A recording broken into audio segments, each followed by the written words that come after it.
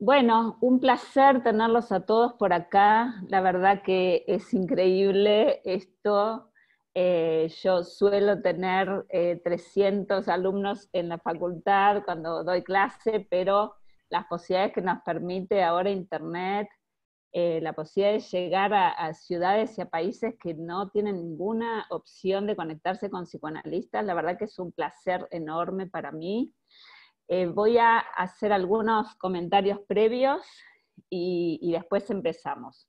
Primero, tienen que tener paciencia por varios motivos. Uno, estamos, digamos, incorporando estas herramientas, son las primeras veces que lo uso para algo por el estilo, con tanta gente, así que puede haber algún inconveniente y hay que tener paciencia si eso sucede.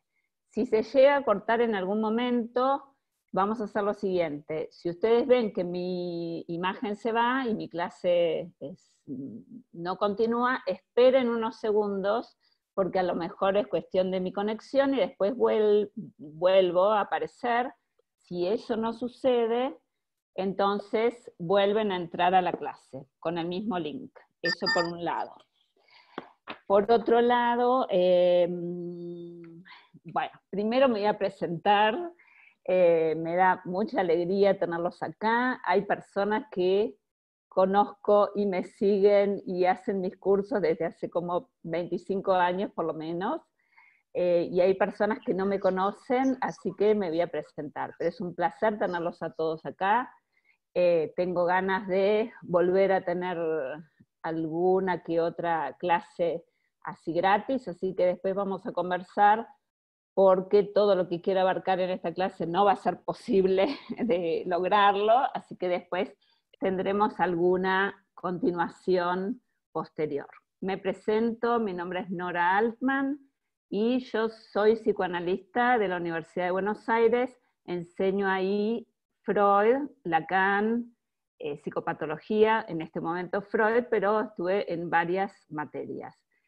La verdad que enseñar me permitió tener una claridad de los conceptos mucho mayor y me permite hacer como una ida y vuelta de Freud a Lacan que me resulta muy interesante, más que nada porque entre los lacanianos hay toda una idea de que hay que, como Lacan es difícil, piensan que hay que transmitirlo de manera difícil y no es mi posición al respecto, así que me gusta poder transmitirles y que reciban todo lo que puedo darles. Además de recibirme y ser docente hace 30 años, cosa que me encanta, también atiendo, obviamente, presencial, online, y una cuestión que tiene que ver con nuestro tema de hoy es cómo yo siempre estuve buscando las nuevas posibilidades que teníamos para poder ser psicoanalista y transmitir nuestra pasión. Entonces empecé con el atender por teléfono hace muchos años, era muy mal vista por mis supervisores o colegas, y bueno, y en este momento todo el mundo se tuvo que enfrentar a cómo las pautas tan rígidas que teníamos, o que tenían algunos, no podían sostenerse, que pensar en un encuadre rígido los dejaba, mucha gente se quedó sin pacientes, sin posibilidad de trabajar, y esto va a tener una vinculación con nuestro tema de hoy. O sea, el lugar del narcisismo en la teoría es un lugar central, y vamos a ver cómo, qué pasa con los ideales en una cura, qué pasa con el lugar del otro con mayúscula. Vamos a explicar desde Freud, desde Lacan, qué es lo que esto significa.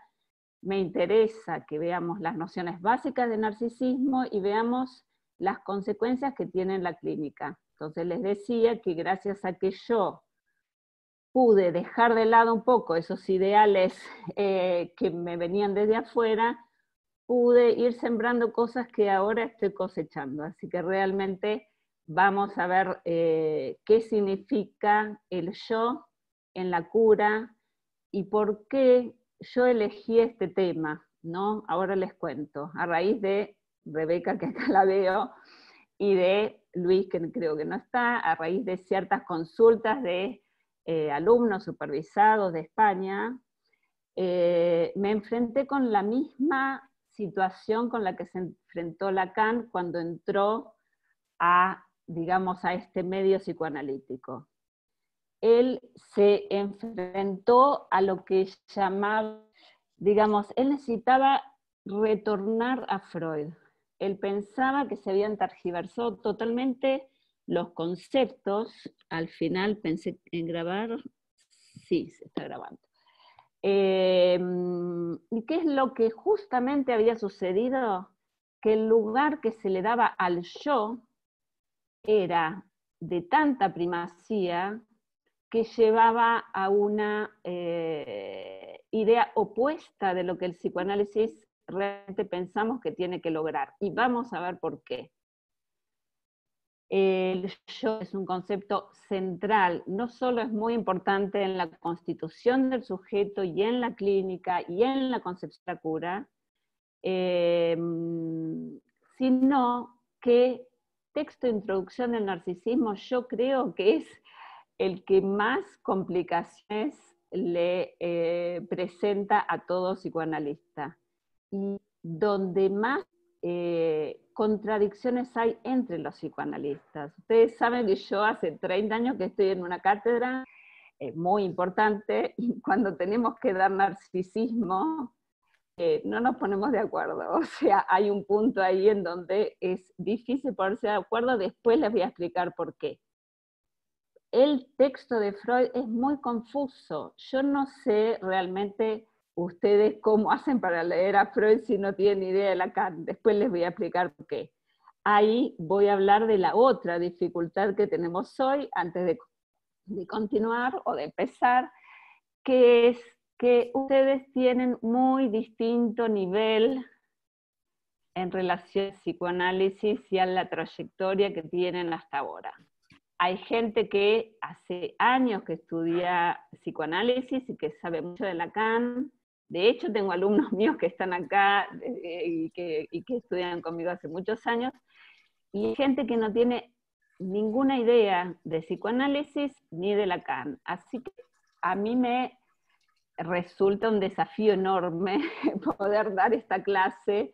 Les resulta interesante a todos. Les doy permiso y les pido que el que quiera irse, por favor, se vaya. No están obligados a quedarse hasta el final. Yo les agradezco que estén acá y que les sirva. Si no, se van con placer. Entonces, tienen que tener paciencia. Los que les resulta muy difícil o los que les resulta simple, yo creo que a todos algo les va a aportar, pero tengan en cuenta eso. Cuando termine la clase veremos si después hago alguna clase simple y alguna un poco más avanzada, ya lo charlaremos después. Entonces estábamos con la dificultad que el texto de introducción del narcisismo presenta. ¿Por qué? Porque Freud tiene párrafos muy confusos y contradictorios en sí mismo y entre sí. Entonces, realmente el aporte de Lacan con su estadio del espejo es muy esclarecedor, y es el único. Ustedes saben que cuando yo enseño psicoanálisis en la facultad, yo me propongo tratar de ser lo menos lacaniana posible. Yo quiero enseñar a Freud lo más freudianamente posible. En este texto, en Introducción del Narcisismo, es imposible no tomar los aportes de Lacan para poder comprenderlo. Entonces, bueno, vamos a entrar un poco en tema.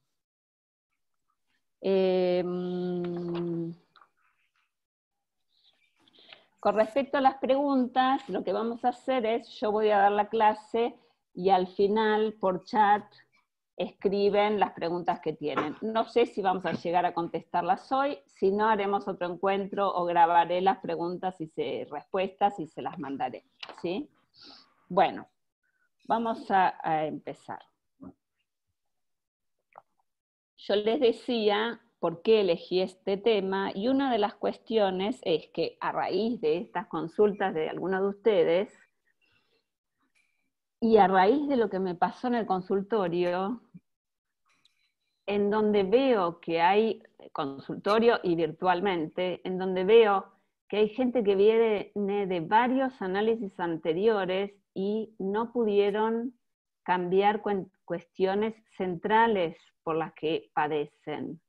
Y vamos a ver por qué yo opino que eso pasa, cómo tiene que ver con esto que vemos ahora, y realmente me pone, digamos, bastante, me altera bastante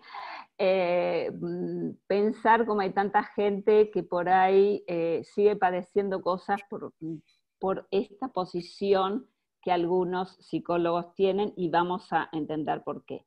Les digo dos palabras para entender esto.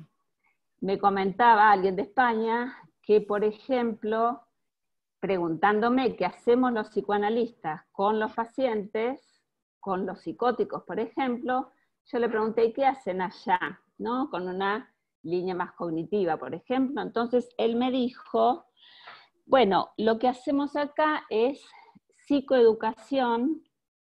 Por ejemplo, les explicamos a los pacientes que lo que ellos están viendo no es verdad, que si están alucinando eso no existe en la realidad, y para que puedan ir adaptándose a una realidad objetiva, digamos. Esto fue un poco lo que me hizo traerme aquí a darles esta clase. Para nosotros podemos pensar que la idea de tener un yo fuerte que se adapte a la realidad, podríamos pensarla como opuesta a lo que realmente creemos que hace que un paciente sea más feliz o por lo menos que sufra menos. No estoy hablando, digamos, hay que tener cuidado porque, como veíamos en algunas supervisiones, hay casos que son casos más graves. Hoy vamos a ver cómo hay justamente el texto de narcisismo, Freud lo propone para poder deslindar lo que es un neurótico de lo que es un psicótico, más allá de si hay un nombre parafrénico o lo que fuera.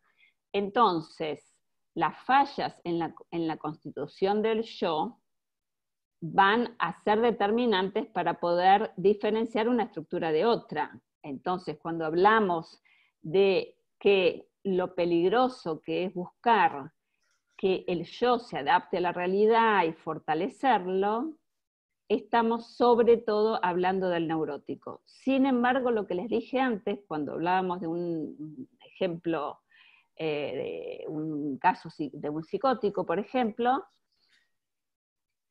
yo creo que también en ese caso lo que hacemos es opuesto a esto que nombrábamos. No estamos tratando de que el paciente deje de tener las alucinaciones que tiene, porque justamente vamos a ver como Freud mismo en este texto dice que muchas veces las alucinaciones implican ya un segundo momento en el desarrollo de una psicosis y es un intento de curación.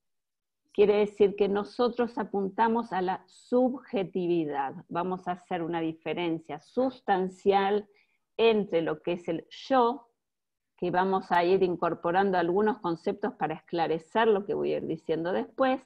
Este yo, el del que estamos hablando hasta ahora, es un yo que nombramos con Lacan como moi.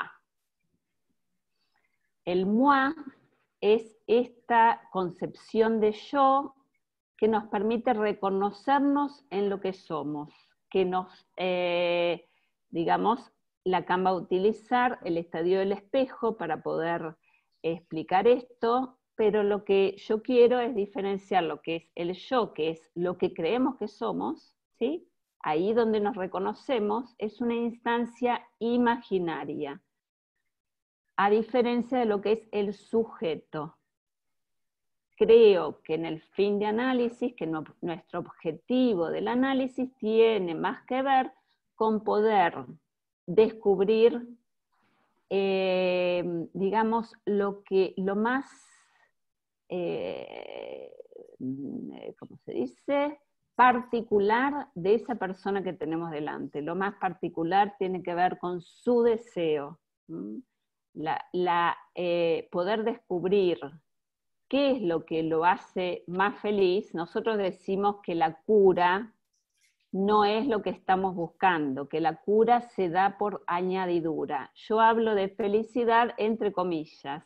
Vamos a ver justamente cómo no existe esa felicidad total, pero que el paciente padezca menos, que sufra menos, va a tener que ver con que pueda desplegar su propia singularidad.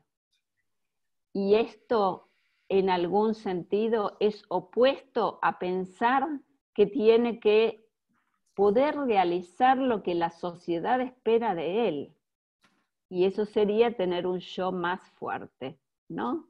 Entonces, decíamos que, de alguna manera, si el objetivo de la cura va a ser fortalecer el yo, ese sujeto deseante, ese barrado, que después vamos a explicar por qué lo escribimos así, cada vez sería menos tenido en cuenta y cada vez estaríamos más sometidos a ciertos ideales que provienen de afuera, ideales externos o ideales externos que se incorporaron, que ya forman parte de esa instancia que llamamos el super yo.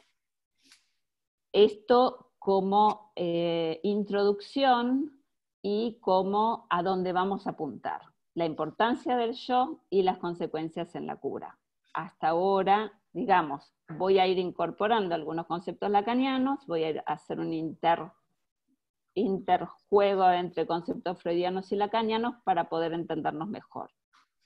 Voy a aclarar que utilicé términos lacanianos y voy a explicar por qué. Por ejemplo, el término imaginario. Para poder entender el estadio del espejo, vamos a utilizar algo de estos conceptos que elaboró Lacan, que sirven un montón para despejar muchas de las terminologías freudianas, que es el tema de los 3 registros. Una vez que vayamos explicando el texto Introducción del Narcisismo, les va a ir quedando más claro cuáles son estos 3 registros lacanianos y para qué nos sirve. Por ahora decíamos, esta instancia que nombramos como yo, todo lo que creemos de nosotros mismos, lo que vemos de nosotros, el sentido común, la manera de manejarnos en la vida cotidiana con los otros, todo eso pertenece al registro imaginario. Por ahora nombramos algo más de estos registros. Nombramos también al deber ser, al ideal de lo que yo debería ser. Todo eso que va a tener que ver con lo que nos antecede, porque vamos a ver que hay una cultura, que hay frases proferidas por los padres, que hay un lugar en el que nos insertamos cuando nacemos. No es lo mismo ser el primer hijo que ser el 7º hijo varón. Todo eso que nos antecede nos va a marcar. De alguna manera, el otro con mayúscula, que es otro concepto que estamos incorporando, que tiene que ver con lo simbólico en Lacan, es todo aquello que nos va a determinar desde las palabras que vienen del otro, desde las leyes en las que estamos inmersos, pero estas palabras existen antes de que nosotros ingresemos en ellas. Hoy vamos a ir viendo cómo vamos a ir constituyendo nuestro aparato psíquico desde el ser un animalito que recién nace hasta, sobre todo, la formación del yo y posteriormente también. Entonces, lo que estamos diciendo es que desde antes de nacer ya nos están marcando. Si alguien dice, si yo tengo un hijo varón va a ser terrible, ¿Ustedes se dan cuenta qué diferencia hay entre eso y que alguien diga, estoy esperando mi primer hijo, toda la vida soñé con tener mi primer hijo, o alguien que diga, nunca quise tener un hijo, este que viene acá a molestarme en mi tranquilidad? Todo eso nos marca y existe antes de que nosotros hagamos una entrada en el universo simbólico. Antes de que hagamos la entrada en el lenguaje, antes de que hablemos, eso nos está marcando. ¿Y cómo es el proceso de ir incorporando ese lenguaje? Es algo de lo que vamos a ir viendo. Entonces, vayamos pensando un poco en eso. Hay un concepto que es central en Freud y en Lacan, que tiene que ver con el por qué somos nosotros sujetos y cuál es nuestra principal característica como sujetos. Es el concepto de indefensión o prematuración. ¿Qué significa este concepto? Nosotros, a diferencia de los animales, cuando nacemos, no somos capaces de lograr sobrevivir.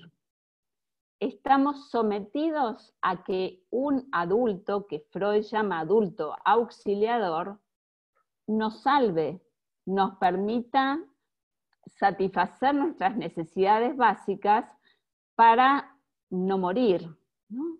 Entonces, fíjense cómo esa prematuración o indefensión es la que nos lleva a tener un sometimiento y una dependencia a esos otros que nos marcan para el resto de nuestra vida. Si nosotros fuéramos como los animales, que no necesitamos a alguien para sobrevivir, no tendría ninguna importancia lo que quieran de nosotros.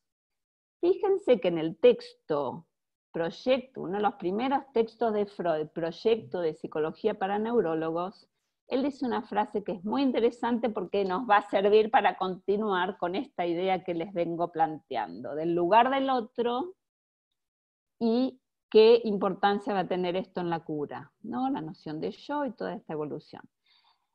Freud dice que la indefensión es la fuente de todos los motivos morales. Esta es la frase de él, ahora la vamos a explicar. Pero lo que está diciendo es que porque nacemos indefensos, nacemos en ese desvalimiento absoluto, estamos sometidos a eso, a ese otro, a ese adulto auxiliador.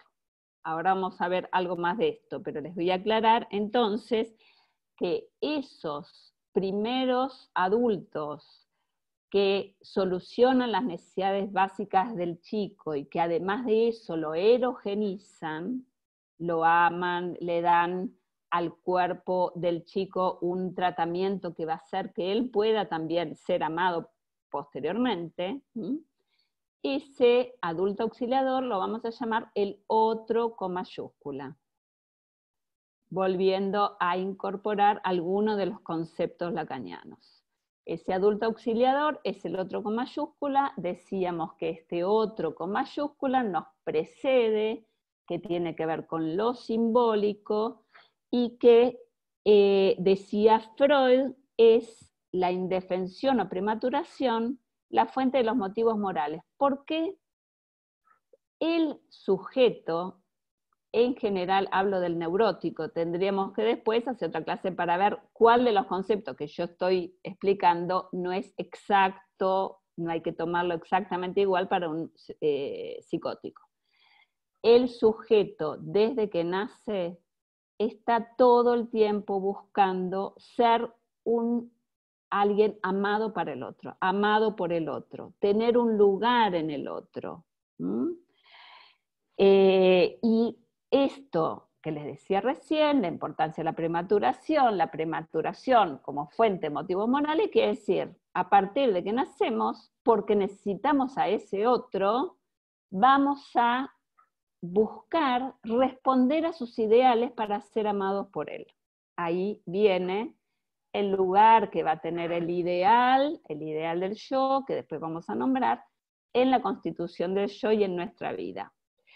Entonces, decíamos que nacemos indefensos y estamos sometidos al otro. Vamos a aclarar algo porque estamos en una época particular, no solo por el encierro, sino también que veníamos en una época en donde hay mucho cuestionamiento en relación a los géneros, a la familia, ¿no? Género masculino, femenino y demás. Este otro que es tan determinante en la constitución psíquica de un sujeto es el que ocupa lo que llamábamos antes función materna, la seguimos llamando por ahora. Es la persona que erogeniza y cuida al chico en un primer momento y que tiene ese lugar tan determinante en la estructuración del aparato psíquico. Llamamos función materna, llamamos madre, obviamente puede ser un hombre, puede ser un travesti, no tiene importancia. Porque los últimos 2 años tuve bastantes problemas con algunos alumnos en la universidad, alumnas sobre todo, por ciertas cosas que decían que ahora nos llevaría a perder mucho tiempo, pero tuve que repensar un montón de conceptos.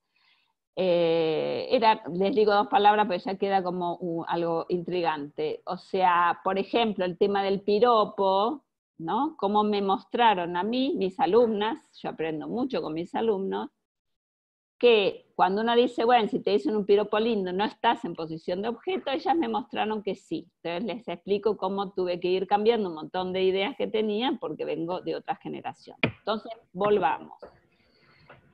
Nacemos sometidos a lo que llamamos el adulto auxiliador o el otro con mayúscula. Vamos a pensar cómo llegamos desde ese animalito que somos al nacer a lo que vamos a llamar el estadio del espejo o el momento de constitución del yo. Nacemos siendo un animalito, somos un ser de la especie humana que lo que necesita es satisfacer sus instintos.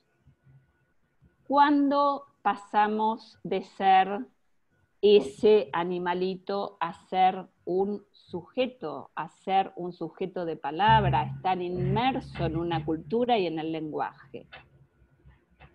Hay sonido, pero no sé si es... por favor, tienen que apagar los... Ahora estoy silenciando de alguien ahí está. Bueno, porque me distraigo. Entonces, ¿cómo hacemos ese pasaje de ser animalito a ser un ser humano? Podemos preguntarnos, el hecho de que tengamos un cuerpo que busca placer, lo que vamos a llamar las pulsiones parciales, ¿está determinado por qué? ¿Está determinado por las necesidades básicas que nosotros tenemos? Entonces vamos a hablar de que cuando el chico nace va a pasar por distintas fases, como dice Freud, que buscan satisfacción autoerótica, que la primera fase es la fase oral. El chico necesita alimentarse, este otro le ofrece la posibilidad de satisfacer esa necesidad y empieza el bebé a buscar una satisfacción en esa zona que llamamos zona erógena. Lo que yo les preguntaba, que es interesante, esas zonas que van a buscar una satisfacción, que son la zona oral, después la zona anal, como primeras zonas privilegiadas, ¿están determinadas por las necesidades instintivas? Y vamos a ver que no. El cuerpo se transforma en un cuerpo erógeno, un cuerpo que busca satisfacción, a raíz de cómo este otro auxiliador intervino en él.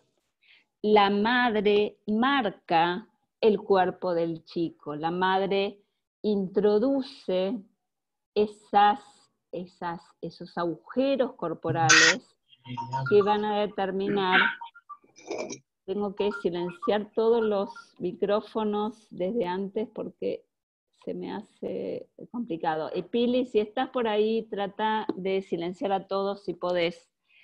Bueno, vamos a ver un ejemplo de esto que es muy interesante. ¿Por qué decimos que la madre marca el cuerpo y que no nacemos con esas zonas erógenas? Me acuerdo siempre de una paciente que me decía que de chica tenía muchísimos dolores de oído, tuvo otitis gravísimas, el dolor de oído por otitis es muy insoportable, y después de 2, 3 entrevistas, en un momento me dijo, mi mamá toda la vida tuvo miedo de tener una hija sorda. Es impresionante, o sea, el temor de la madre de tener una hija sorda, por ahí le metía todo el tiempo el hisopo, no sé qué le hacía, pero, digamos, lo que quiero decir es que lo que era la oreja y el oído para esta chica era una zona erógena privilegiada en relación a otras por cómo intervino la madre. Entonces, ¿es la zona oral la zona privilegiada porque necesitamos alimentarnos y es lo primero que la madre hace? No, es porque la madre interviene ahí, porque hay un otro que está otorgando una prevalencia a esa zona, que esa zona va a ser significativa. Ahora, entonces, estábamos preguntándonos cómo pasamos de ser un animalito que está guiado y manejado por lo instintual a ser un ser humano. Hay lo que Freud nombra una primer experiencia de vivencia de satisfacción, nombra la experiencia de la vivencia de satisfacción.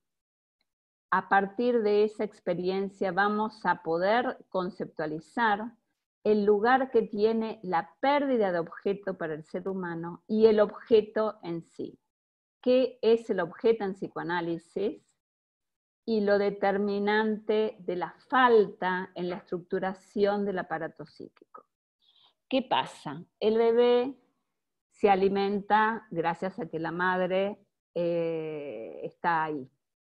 En determinado momento, el bebé puede registrar algo de esa experiencia que vivió, de la satisfacción que tuvo por haber sido satisfecha su necesidad. A partir de esa experiencia, quedan en el aparato psíquico asociadas dos huellas. La huella del hambre, de las ganas de comer, y la huella de la satisfacción que produjo la experiencia. Sin embargo, lo que dice Freud es que a partir de ahí tenemos un aparato deseante. La pérdida de ese primer objeto, que ahora vamos a explicar, determina que haya aparato psíquico. Pero dice Freud que lo que el aparato intenta es volver a esa primera experiencia de satisfacción, pero lo que recibe siempre es segundo. Yo no sé si tuvieron ustedes la experiencia, pero hay ciertas situaciones que uno vive que después cuando se repiten siente que no es lo mismo. Alguien habla de primer amor, el primer orgasmo.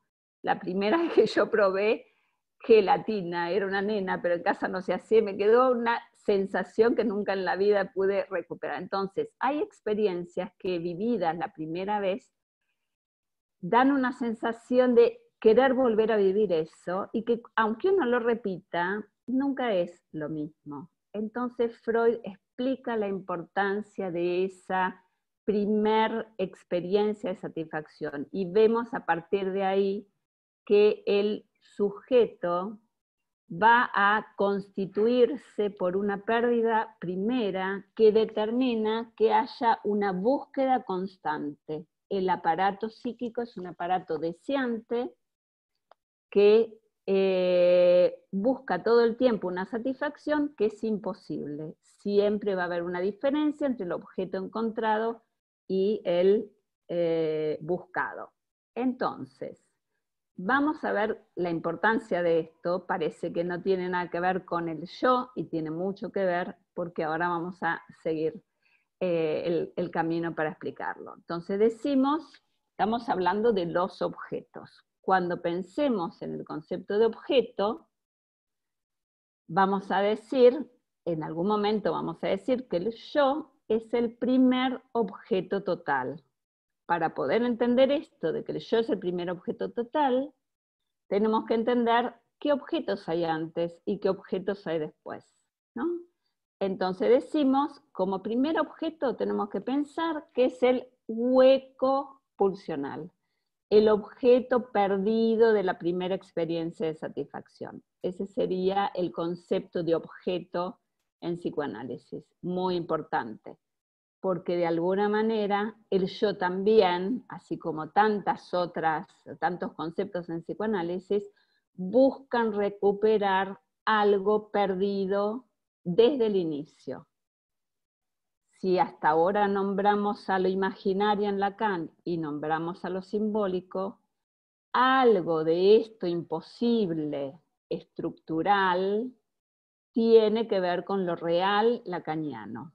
Lo real lacaniano es lo imposible de recuperar. Y como esto es determinante para la constitución del aparato psíquico. Ahora, para poder entrar en el texto de Introducción del Narcisismo, veamos cómo es esa etapa previa a la constitución del yo. Lo principal del texto de Introducción del Narcisismo es cuando Freud dice: no existe desde un comienzo una unidad comparable al yo. Algo tiene que acercarse, algo tiene que agregarse al autoerotismo para que el yo se constituya. Debe haber dado estos textos en mi vida, los debo haber leído, pasaron 500 veces que ya me los sé de memoria. Entonces, veníamos hablando de cómo se hace un pasaje de lo natural instintivo a lo que es del orden humano. La pulsión sería lo que nos queda de esa necesidad perdida.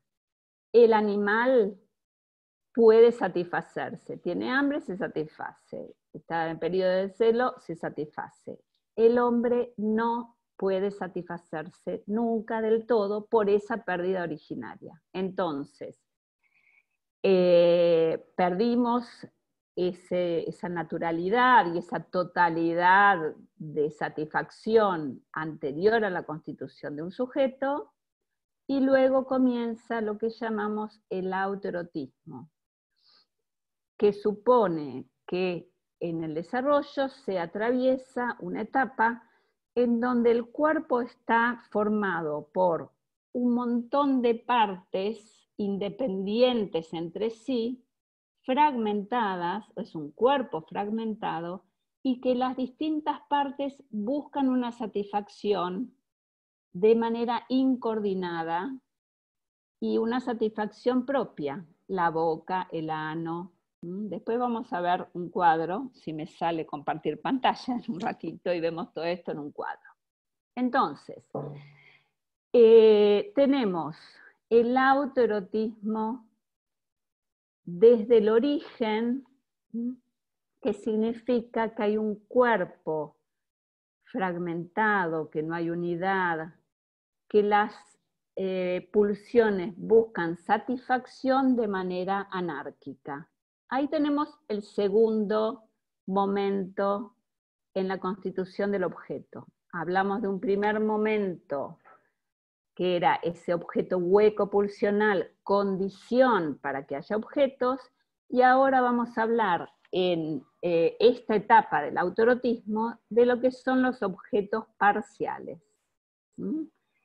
Durante el autoerotismo, que vemos que hay zonas erógenas que buscan satisfacción independientemente una de otra, que no hay unidad, lo que hay son objetos parciales, o los podemos llamar objetos instrumentos para la satisfacción. Puede ser la teta, puede ser un chupete, la sabanita, las heces, son todos objetos parciales. No hay totalidad ni coordinación. Esto es lo previo a la constitución del yo.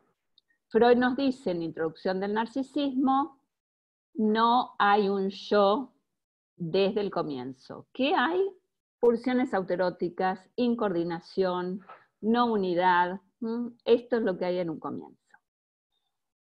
Cuando Freud describe lo que sucede en el momento narcisista de colocación libidinal, lo que dice es que para que se constituya un yo, tiene que producirse un nuevo acto psíquico. Ahí vamos a la mayor discusión que tenemos a veces, o que yo tengo con algunos analistas. ¿A qué llamamos nuevo acto psíquico? ¿Cómo se constituye el yo? ¿Qué es ese yo? Vamos un poco a algunas cuestiones todavía de Freud y después vamos a Lacan. Metámonos un poco en lo que describe Freud en el texto Más allá del principio del placer, cuando habla del segundo ejemplo clínico, que es el Fordá.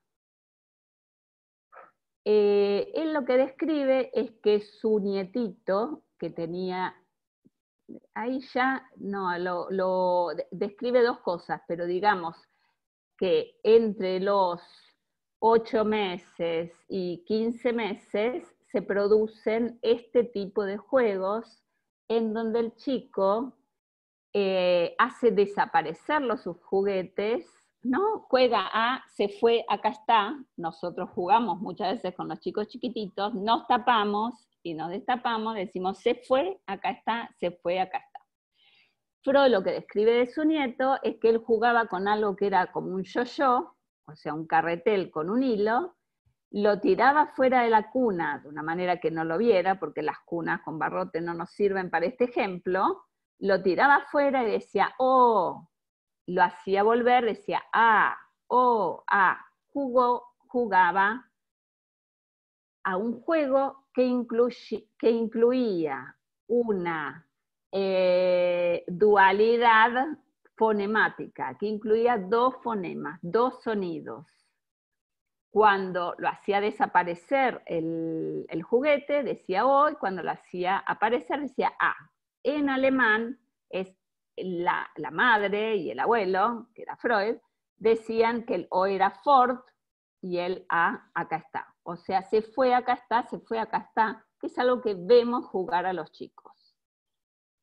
Freud dice que lo que hace el nene es intentar algún tipo de dominio de una situación que él vive pasivamente.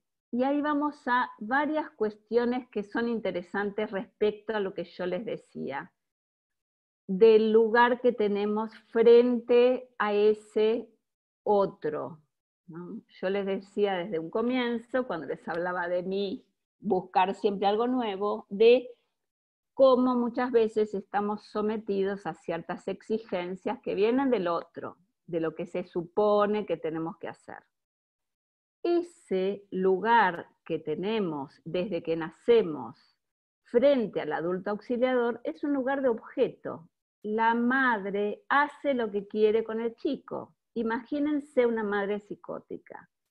Una madre que, por ejemplo, cualquier cosa que le pasa al chico dice, tiene hambre, tiene hambre, tiene hambre. O al revés, una madre psicótica que no le da de comer a su hijo y piensa que tiene frío todo el tiempo. O sea, Lacan habla en un momento de la pisotada de elefante, del deseo materno. Lo que yo quiero mostrarles es el sometimiento que tenemos a ese otro con mayúscula. El lugar de objeto que somos para el otro. Yo les dije en un momento que nacemos y toda la vida estamos intentando tener un lugar en ese otro, ser amados, ser queridos, ser reconocidos, ser valorados, ¿no? Ser escuchados. En esa etapa primera estamos tan sometidos a esa madre que es siniestro lo que puede pasar con el chico, pero al mismo tiempo necesitamos a la madre, porque la madre es la que erogeniza ese cuerpo, es la que permite también que en algún momento seamos amables para alguien, seamos amados por alguien. pero es un lugar muy complicado. Ahora, estábamos con el tema del Fordá. Cuando Freud dice que el chico está tratando con el Fordá de lograr algún dominio respecto a ese otro, dice, como la madre se va y viene cuando quiere, él trata de jugar a se fue, acá está, para poder él dominar esto. ¿Se dan cuenta que lo que nombramos de dominio tiene algo que ver con el pasar de ser objeto a ser sujeto, a ser autor, a ser dueño de la acción? Ser objeto es, me pasa esto, no sé por qué. Me hace acordar, voy a echar alguna cosita, a una sesión de ayer en donde una persona que viene de muchos años de análisis sin poder cambiar, siempre se siente una tarada, bueno, es una chica muy piola, muy inteligente, me dice ayer por primera vez que sus amigas le están diciendo que ella es recontra lúcida cuando habla, no sé qué. Entonces en un momento dice, y bueno, debe ser porque ahora tengo más tiempo por la cuarentena. En lugar de poder reconocer, le digo, es increíble cómo las cosas te pasan y vos no podés reconocer lo que vos tenés que ver de bueno en eso que te pasa. Bueno, estamos hablando, esto hay miles de ejemplos que ustedes pueden reconocer en ustedes mismos y en los demás, de cómo los neuróticos solemos ubicarnos como objeto de las circunstancias. Ahora estamos encerrados, no podemos hacer nada. En lugar de, bueno, ¿qué hago yo con esto? ¿Qué soy dueño de decidir qué hago con lo que me pasa? Bueno, de alguna manera el Fordá lo que intenta ese bebé en ese momento es empezar a decir, quiero ser dueño de lo que me pasa, no estar tan sometido a esta madre que hace lo que quiere conmigo. Eso significa empezar a ser un poco sujeto y no tan objeto.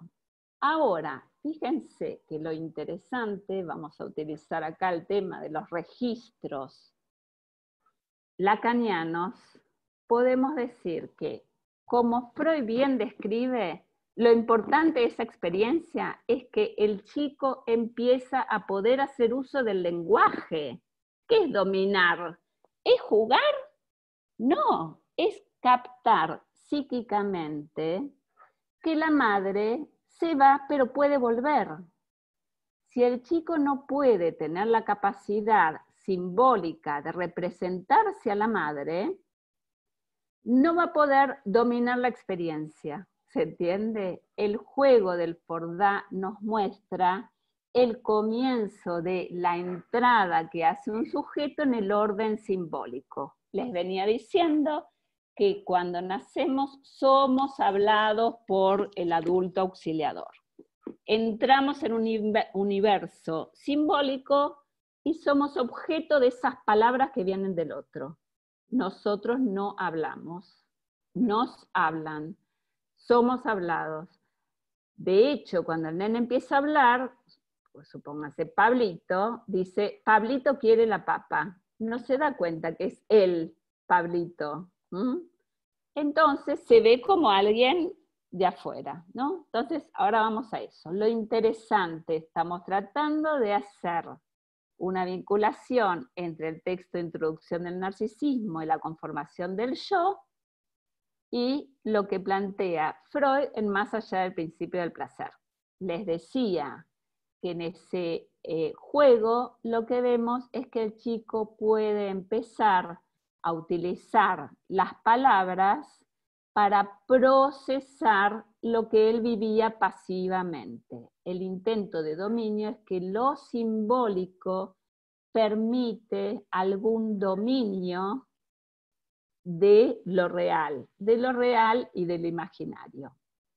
Vamos a ver cómo la conformación del yo en Introducción del Narcisismo va a permitir cierto entrelazamiento entre los tres registros. Esto, digamos, los que no saben, estamos tratando de ir paso a paso. Volvamos a ese capítulo de Más allá. Es muy interesante lo que estamos pensando. El Fordá permite algún dominio. Empieza el chico a tener cierta autonomía gracias a lo simbólico. Fíjense que en la llamada al pie de página, Freud describe algo que nos va a servir para entender perfectamente lo que es el estadio del espejo y la vinculación con lo que estamos nombrando de lo simbólico.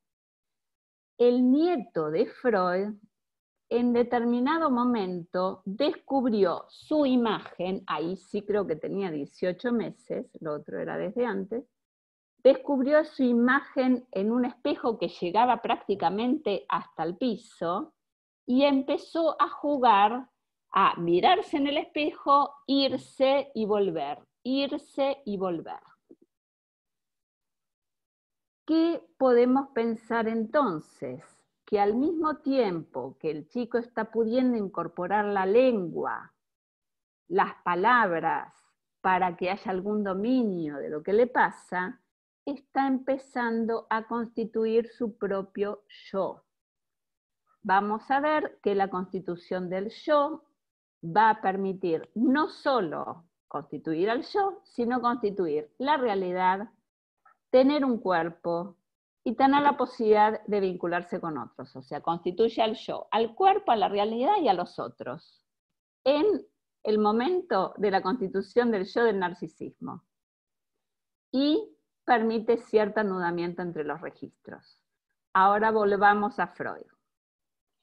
Freud dice, las pulsiones parciales son primeras, primordiales, y algo tiene que agregarse al autoerotismo para que el narcisismo se constituya, para que el yo se constituya.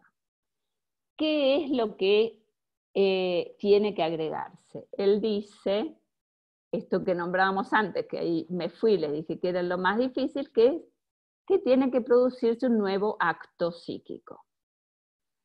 ¿Cuál es ese acto psíquico que tiene que producirse para que se constituya el yo? Lo que vamos a decir es que el nuevo acto psíquico es lo que llamamos la identificación imaginaria, o sea, que el yo pueda ser reconocido como una instancia total. ¿Alguien tiene el micrófono abierto? Si puede, por favor, que lo cierre, o Pilar, no sé. Alejandra, que no sé quién es, pero bueno. Entonces. ¿Yo tengo el micrófono abierto?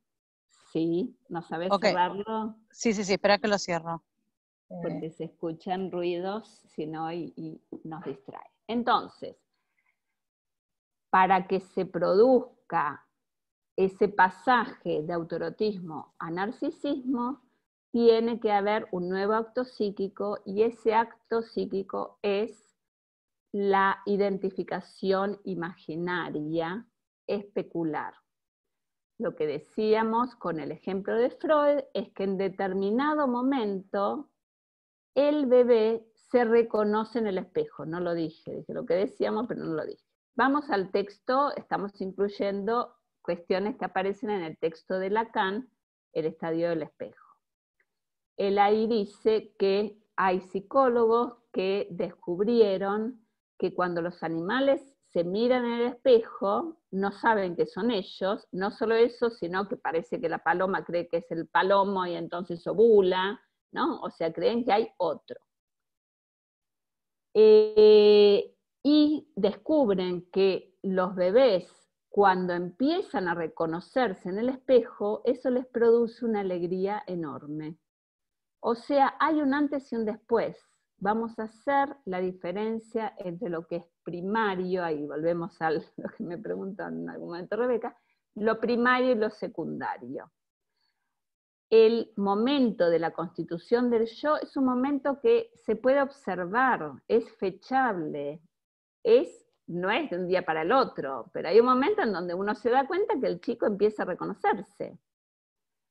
En ese momento se forma el yo como totalidad. Freud en algún otro texto, creo que en Schreber, y después en el yo y el ello, dice: se proyecta la superficie corporal. El yo es también una proyección de la superficie corporal. Tomamos proyección ahí para explicar lo que es el estadio del espejo. Ahora lo explico y ahí vamos a la imagen que tengo para mostrarles.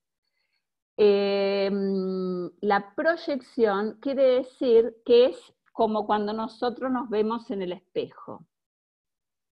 Proyectamos una imagen, no somos eso. Nosotros vemos en el espejo una imagen que no es lo que en realidad somos. Nosotros estamos acá y no nos podemos ver nunca. Ahí hay algo de lo real imposible. Nosotros no podemos ver nuestra propia cara, podemos ver nuestra mano, pero hay algo que se escapa a la posibilidad de ser captado simbólicamente e imaginariamente. Es lo real. Entonces, el nuevo acto psíquico es la conformación del yo. ¿Qué es lo que permite que ese yo se constituya? ¿Qué es lo que hace que un chico pueda decir, ese soy yo, y ponerse contento? Tiene que haber habido previamente algo que lo posibilite, y eso previo es lo que antes nombrábamos como ese otro que preexiste y que determina al sujeto, y que va a formar lo que llamamos el ideal del yo. Lo que hay antes es la identificación primaria. Freud dice que la identificación primaria es una incorporación del padre o la madre, en el texto del yo y el ello, que no importa si es el padre o la madre, porque todavía no hay una noción del otro como objeto. O sea que son esos otros, esos adultos que determinaron al chico, los que forman parte de ese ideal del yo, y los que se incorporan como identificación primaria. Identificación primaria es la incorporación de ese adulto auxiliador, de esas palabras, dice Freud, lo que se incorporan son las voces que provienen del otro. Quedan en algún lado, dice, como restos oídos. Ahora no vamos a tener tiempo de hacer una diferencia entre ideal del yo y super yo, porque les estoy dando muchísimos conceptos en un ratito. Entonces, vamos a decir que estamos hablando en términos freudianos de la instancia parental. El yo se puede conformar, el chico puede reconocerse en el espejo, decir ese soy yo, gracias a que ya existía esta identificación primaria como un momento previo que en ese proceso puede estar operando. La identificación narcisista, yoica, especular, puede producirse gracias a la identificación primaria, que ya está desde antes. Esa incorporación, esas palabras que provienen del otro están, pero tienen su eficacia en la constitución del yo en el momento narcisista de colocación libidinal.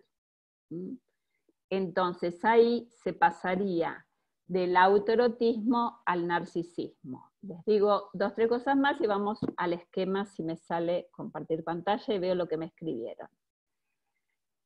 Fíjense la diferencia entre lo que es esa imagen total que uno ve en el espejo y lo que nombrábamos antes como las pulsiones parciales incoordinadas. Ustedes tienen que pensar que ese yo que vemos es una ilusión. Cuando yo digo, yo soy esa, yo no siento que soy esa. Imagínense ahora que está tan, digamos, en boga el tema de la selfie y demás, cómo están todo el tiempo las chicas tratando de mostrar la mejor imagen que tienen de sí. Y ahora que estamos encerrados todo el tiempo con las computadoras. Sin embargo, hay una distancia enorme entre lo que uno ve, entre la imagen del espejo y lo que el chico siente que es. lo que nombrábamos antes como prematuración, dice Lacan que es el motivo por el cual se produce esta alienación en la imagen especular, porque dice que hay una maduración anterior de lo visual que de lo motriz. Dice que el chico puede ver la totalidad antes de poder coordinar las partes de su cuerpo. Y que esa anticipación lo hace sentirse el torpe, sentirse una cosa, ¿no? Unas cosas incoordinadas, y ve a un nene lindo en la imagen. Entonces, dice Freud, lo que se produce es una alienación. El yo es un engaño. Cuando yo digo yo soy esa, no estoy ahí. Ahí está la imagen del espejo. Y esto sirve para entender las complicaciones, como les decía en un comienzo, que trae quedarse en ese nivel de yo a yo, en ese nivel imaginario, en esa intención de fortalecer el yo. Porque el yo es un engaño. Cuanto más queremos ser ese, más lejos estamos de ser nosotros, de encontrar alguna salida, digamos, menos sufriente. Piensen en Narciso, que termina muriéndose tratando de unirse con su propia imagen en el lago. El narcisismo implica una relación especular en donde de esos dos son uno solo. Yo estoy acá y estoy en la imagen en el espejo, pero hay un lugar para uno.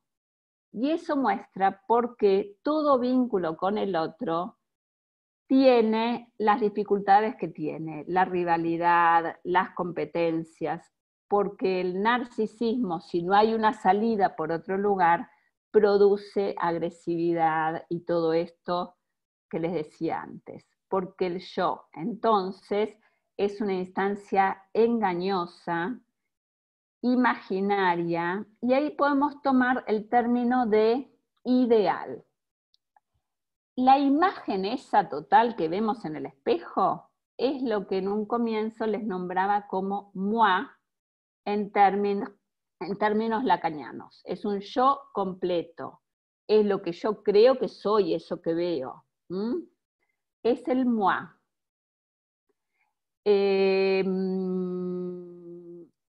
Entonces, a ver, les quería decir otra cosa y me perdí. La imagen que se produce en el espejo es una imagen completa, es el moi.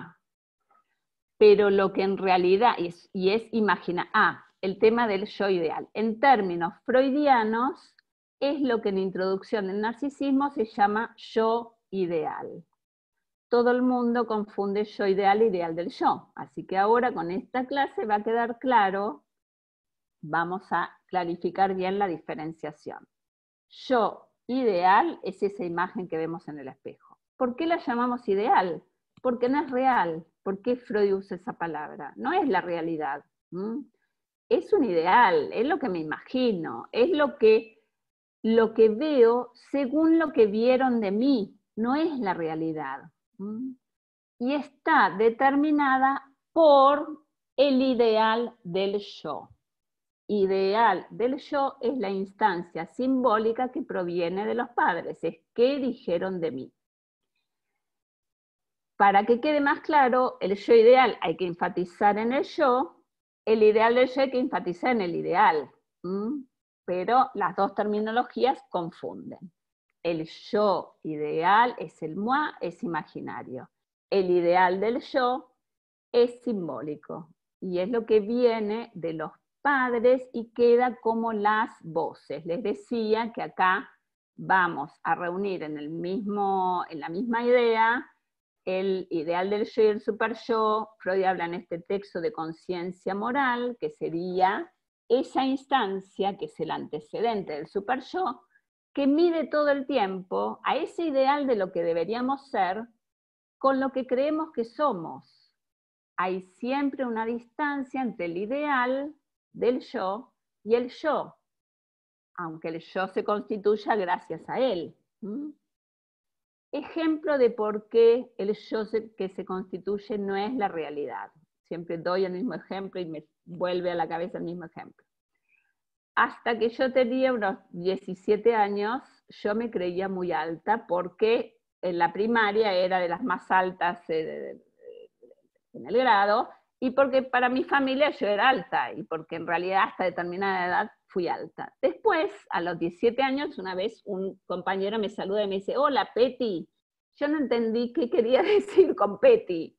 O sea, no soy enana, pero no soy alta tampoco. Pero yo me veía a mí alta. No hay algo objetivo en ser alta, fea, linda, gorda, sino que es algo que proviene de una instancia que determinó que yo me vea de determinada manera. Vamos a ver si puedo compartir pantalla y vemos algún dibujito que nos sirva para ver esto y algo que les dije antes también. A ver. Vamos a ver, por un lado lo que estamos nombrando ahora. Este dibujo que hay algunos alumnos míos que están por ahí y que ya lo vieron en mi pizarra, en mi consultorio. Bueno, muy gracioso. No tuve tiempo de hacer lo que debería hacer con PowerPoint y demás. Vamos a entender un poco lo que venimos diciendo del estadio del espejo, que nos sirve para entender introducción del narcisismo desde esta imagen. Yo no sé si se ve, no se está señalando, se ve un cuadrado, una cruz. Bueno, a ver, ustedes ven si yo hago así, a ver, no me van a escuchar. Bueno, no importa, sigo yo. Acá vemos de este lado, a la izquierda, vemos lo que es cómo se siente el chico cuando se mira en el espejo. Son pulsiones parciales, cuerpo despedazado, podemos nombrar ahí las pulsiones parciales, el autoerotismo. Lo que ve en el espejo es un nene lindo, ¿no? Una imagen completa. Esto que ve en el espejo lo llamamos yo ideal. Es el moi, es lo imaginario. El espejo podría estar representado o estar representando al otro simbólico. Podríamos poner ahí al ideal del yo.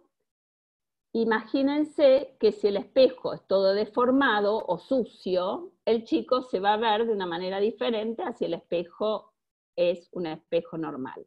Y acá vemos al ojo. Lacan va a decir que en el ojo podemos ubicar al sujeto mismo, ¿no? El ojo, según cómo está ubicado el nene frente al espejo, si ve solo su cara, va a conformar a un yo de una manera y si ve todo su cuerpo, de otra, ¿no? Ahora les voy a seguir explicando, después les voy a mostrar el otro gráfico que es interesante. Entonces, lo que podemos pensar como, para entender un poco más esto, es, imagínense a una mamá con su bebé frente al espejo. El nene, a partir de determinado momento, se reconoce, pero que busco el enchufe de la computadora. El nene se reconoce en el espejo, pero la mira la madre, mira al espejo. La mira la madre y la mira al espejo. Según como la madre lo ve, es como él se va a ver. Si dice, ay, qué lindo nene, va a ser una cosa. Si muestra cara de hartazgo, va a ser otra. Entonces, lo simbólico va a determinar cómo se constituye ese yo imaginario. ¿Sí? Esperen que antes de pasar otra cosa, a ver, voy a ver si tienen preguntas.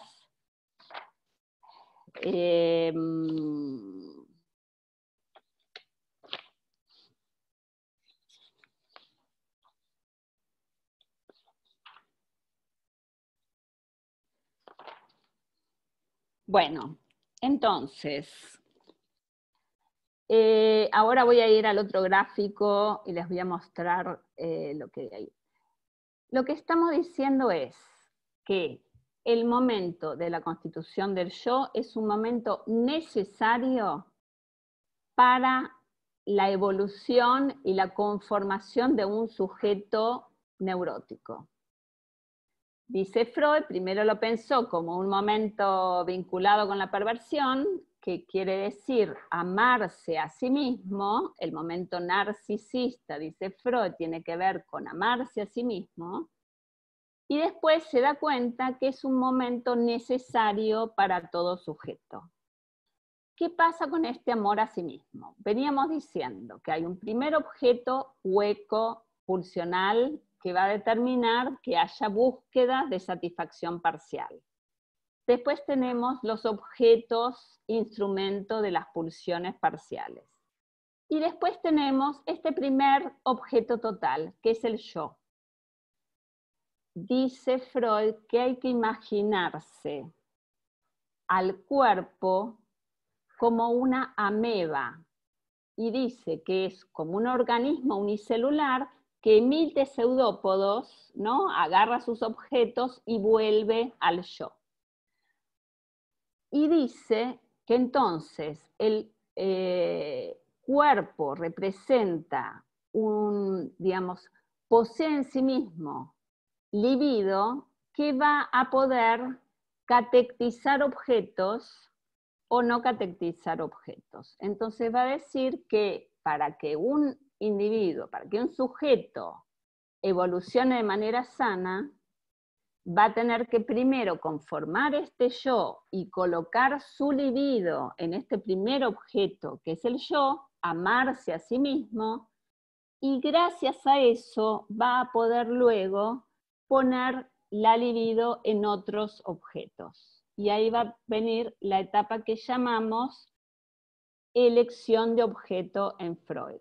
Teníamos objeto hueco, objetos parciales, objeto total, primer objeto total que es el yo, elección de objeto posterior al complejo de Edipo, digamos, con la maduración de la sexualidad. Este momento narcisista es necesario y va a permitir, como les decía, si lo vinculamos con el Fordá y ese ejemplo del nieto de Freud, va a permitir que haya un anudamiento y haya cierta posibilidad de manejo de su propio cuerpo y del mundo gracias a lo simbólico. Es poder empezar, o sea, lo simbólico se va a poder coordinar con lo imaginario y con lo real, produciendo una unidad nueva que le va a permitir al chico manejarse en el mundo de otra manera. Crea un yo y crea a partir de ahí. Si yo sé que soy alguien separado del resto, también crea una realidad. Me puedo relacionar con los otros. Ahora, por ejemplo, en la esquizofrenia, este anudamiento no se produce como debería. Entonces, vemos los ejemplos de cuerpo despedazado de la esquizofrenia. Lo otro que quería decirles es cuando Freud dice que hay una libido que puede libidinizar objetos, dice hay un resto autoerótico que no pasa a los objetos. Y yo les quiero explicar que hay algo de esa parcialidad de la pulsión que siempre queda como resto. Lo podemos ver en síntomas histéricos, podemos ver en el lugar que tienen ciertas partes del cuerpo para cada uno, o sea que hay siempre parcialidad. Y volviendo a lo que les decía al comienzo, si nosotros buscamos un yo fuerte, de alguna manera lo que dice Lacan es que este yo lo que produce es una mayor enajenación, produce un aumento de la agresividad, el sentir que yo no soy eso. Entonces, en el análisis, lo que buscamos de alguna manera es que algo de los ideales que tenemos puedan ser cuestionados para que el sujeto pueda encontrar una mayor satisfacción en lo que puede llegar a ser. O sea, Si los ideales son muy, muy altos, el yo, el sujeto, todo el tiempo va a estar insatisfecho. Freud dice en el texto Análisis Terminable e Interminable que el objetivo de la cura, o que un análisis, o que un tratamiento estaría terminado, cuando logramos que el paciente logre enfrentarse al complejo de castración. Lo que está queriendo decir es que tenemos que saber que esa totalidad, ese ideal de perfección no existe, que estamos castrados, que hay una pérdida constitutiva, para poder pasarla mejor. Les voy a mostrar el otro cuadro que es interesante y después veo si llegamos a ver alguna pregunta.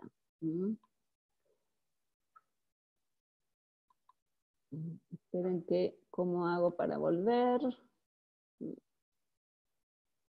Ahora se me perdió el otro cuadro.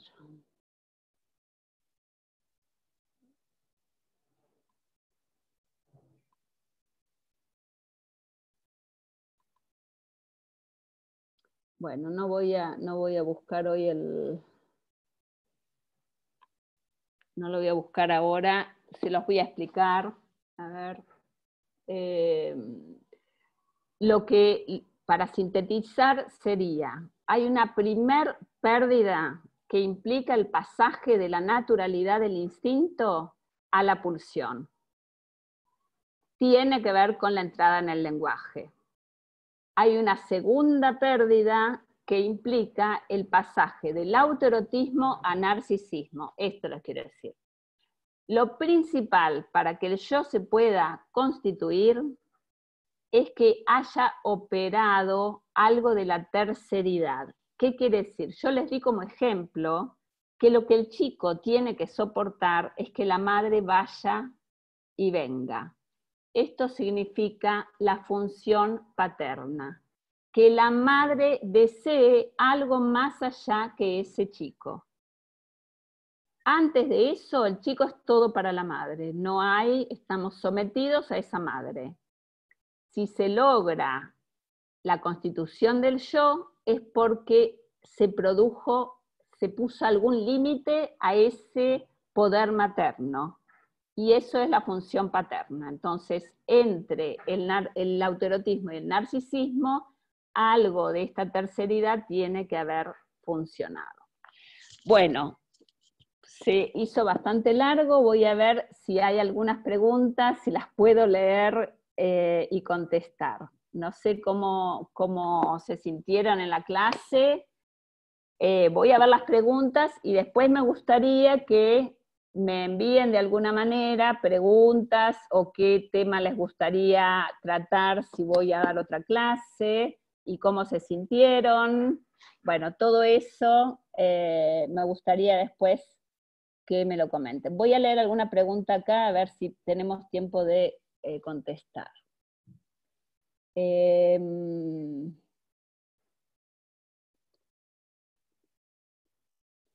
Acá dice, por ejemplo, uno de ustedes pregunta, sí, estamos toda la vida buscando que nos quieran, ¿qué pasa si no lo logramos?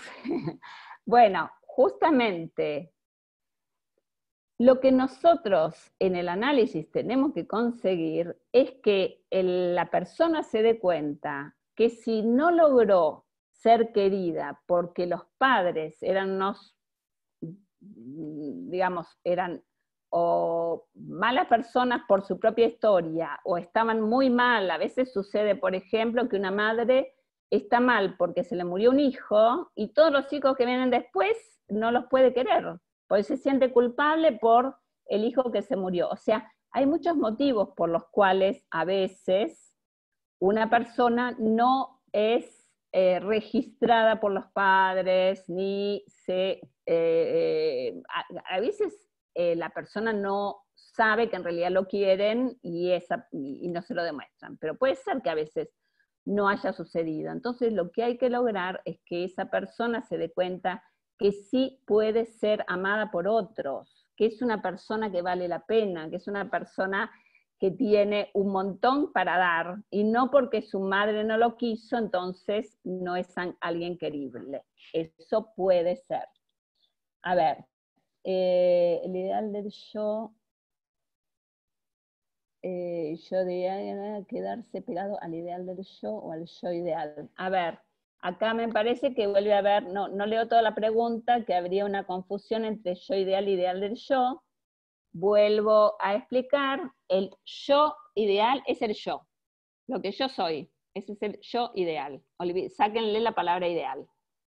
El yo se conforma por el ideal del yo. El yo se conforma por el ideal que viene del otro. El yo ideal es el yo. Si lo tienen que sintetizar para entenderlo, es el yo es esa imagen total, se conforma por los ideales. ¿Sí? ¿En qué sentido? Ay, se me va.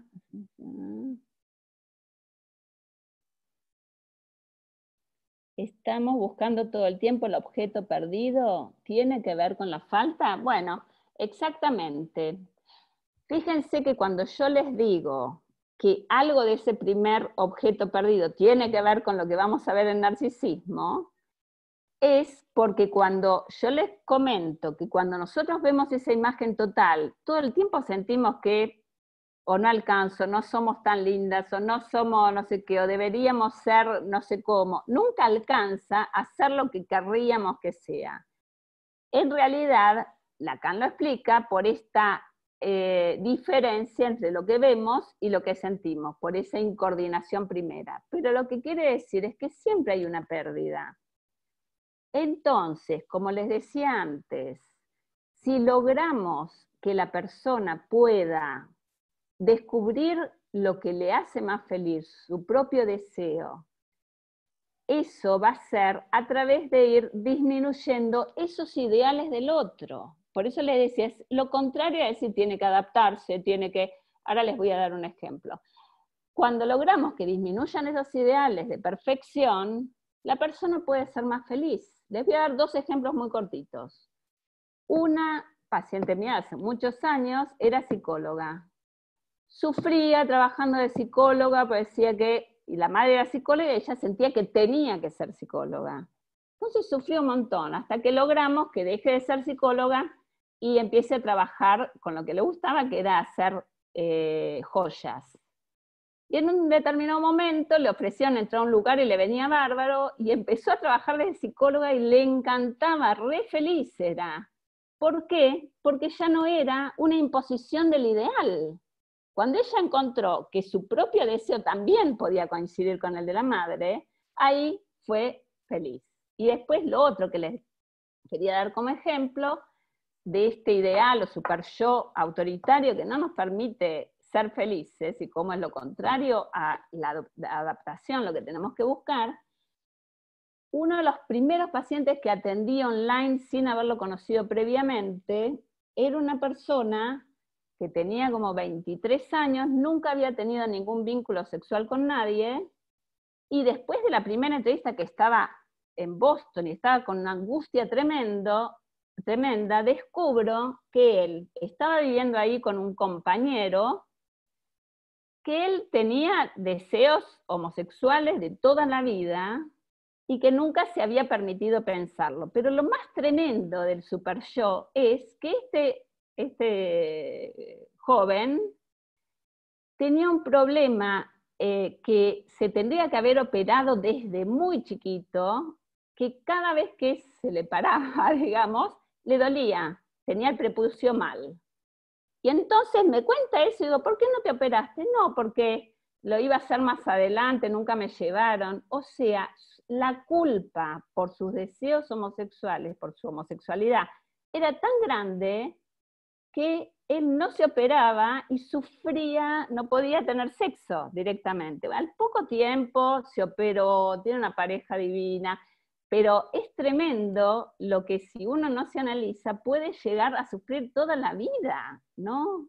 Bueno, entonces, ¿qué quiere decir? Que uno todo el tiempo reemplaza esta pérdida primera con satisfacciones que no son totales. Uno, si no, sería como pensar un orgasmo absoluto para toda la vida. O sea, siempre hay algo más que buscar. Se puede decir que el único acto logrado donde no hay más búsqueda es la muerte. Si hay vida, hay una pérdida y buscamos todo el tiempo alguna satisfacción aunque no sea total. Lo mejor sería sufrir menos y encontrar mayor placer. Acá están preguntando la agresividad. Cuando el chico se ve en el espejo y dice yo soy ese, sabe que no es ese, entonces se produce como una situación agresiva. Hay un fenómeno que es el transitivismo infantil, en donde los chicos chiquititos, por ejemplo, un nene de 3 años, a veces alguien le pega, llora, y los demás lloran también. Es como que no hay diferencia entre el otro y uno mismo. Si no hay diferencia, ¿cuántas veces pasa que el chico tiene un objeto, tiene un juguete que es de él y todos los demás lo quieren? Porque no hay, digamos, todos son uno, dos son uno. Entonces genera mucha agresividad quedarse en ese nivel imaginario. Es un poco más largo para poder explicarlo, digamos, pero les dije 2 palabras. A ver. La falta motoriza el deseo. Claro, la falta motoriza el deseo, pero el tema es cómo encontrar la mayor satisfacción posible. Siempre hay falta, pero una cosa es estar sufriendo muchísimo y otra cosa es estar en general satisfecho, porque si sabemos de la falta, logramos ser más felices con lo que hay. En cambio, si buscamos esa perfección, esa completud, vamos a sufrir todo el tiempo. Lo mismo pasa en el amor. Bueno, y después, este yo que se constituyó va a ser la condición para la elección de objeto de amor, ¿no? O sea, solo si hay un yo, después voy a poder amar a otro, y al mismo tiempo para la transferencia, que es otro tema. Bueno. A ver, ¿qué pasa en una adulta que puede haber no completado bien la castración con su madre?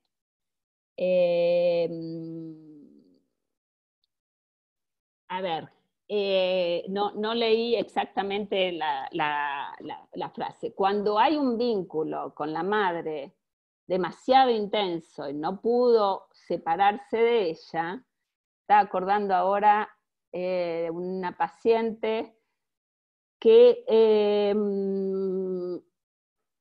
está todo el tiempo con la idea de que la madre le dice que ya no se tiene que casar, no tiene que tener hijos, que los hijos son lo peor del universo, pero esta madre está muy pegada a ella, ella se fue a vivir a Estados Unidos, la madre fue con ella, la ama. Entonces, digamos, mi paciente empezó a darse cuenta que ella sí podía desear estar con un hombre, pero cuando hicimos todo un trabajo, porque ella le plantea a su pareja que tiene que ser una pareja libre, yo qué sé, después cuando su novio está con alguien, empieza no, con esa no, bueno, toda una cuestión sin salida, pero porque repite una cuestión que viene del mandato materno.